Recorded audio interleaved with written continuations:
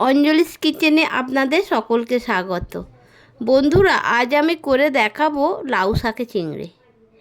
এই লাউ শাকে চিংড়ি কীভাবে বানাই আপনারা দেখতে থাকুন বন্ধুরা। প্রথমে উনানে কড়াই বসিয়ে তাতে পরিমাণ মতো সরিষার তেল দিলাম। তেলটা গরম হতে চিংড়িগুলোকে ছেড়ে দিলাম ভাজার জন্য।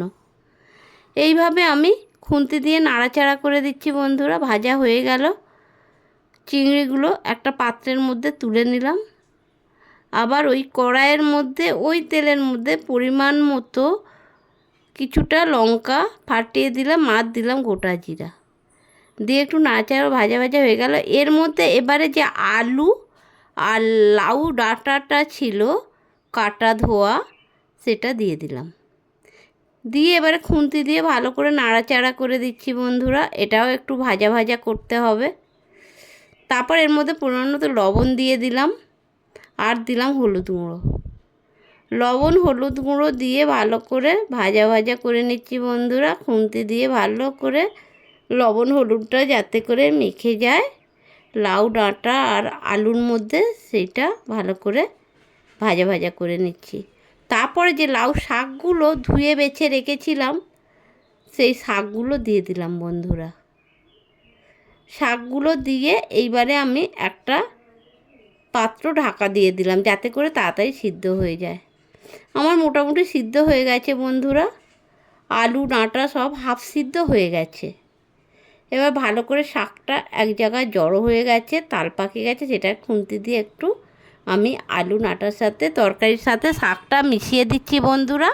এইভাবে আমি আলু আর ডাঁটা শাকে ভালো করে খুন্তি দিয়ে নাড়াচাড়া করে আমি মিশিয়ে দিচ্ছি বন্ধুরা।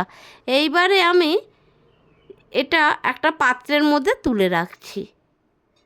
পাত্রের মধ্যে তুলে রাখলাম।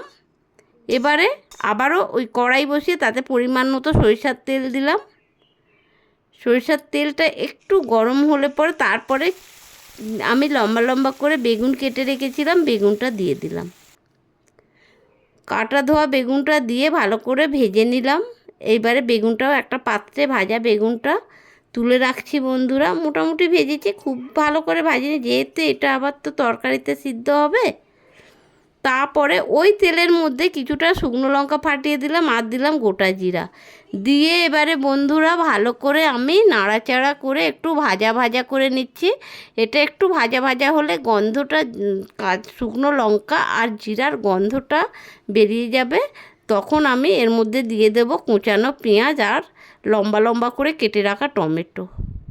পেঁয়াজ টমেটোটা দিয়ে বন্ধুরা ভালো করে নেড়ে চেড়ে ভাজা ভাজা করে নিচ্ছি। তারপরে এর মধ্যে অল্প করে লবণ দিলাম, যেহেতু আগে আমি শাকের মধ্যে লবণ দিয়েছিলাম ভাজার সময়, যার জন্য অল্প করে দিলাম। আর দিলাম হলুদ গুঁড়ো। লবণ আর হলুদ গুঁড়ো দিয়ে বন্ধুরা দিয়ে দিলাম একটু আদা রসুন বাটা। আদা রসুন বাটা দিয়ে ভালো করে কষিয়ে নিচ্ছি, কেননা ভালো করে না কষালে তো হবে না। জানেনই বন্ধুরা, আদা রসুনের একটা কাঁচা গন্ধ থাকে, সেই গন্ধটা যাতে না থাকে সেই জন্য ভালো করে কষিয়ে নেওয়ার পর চিংড়িটা ভেজে রেখেছিলাম, চিংড়িটা দিয়ে দিলাম মশলার মধ্যে।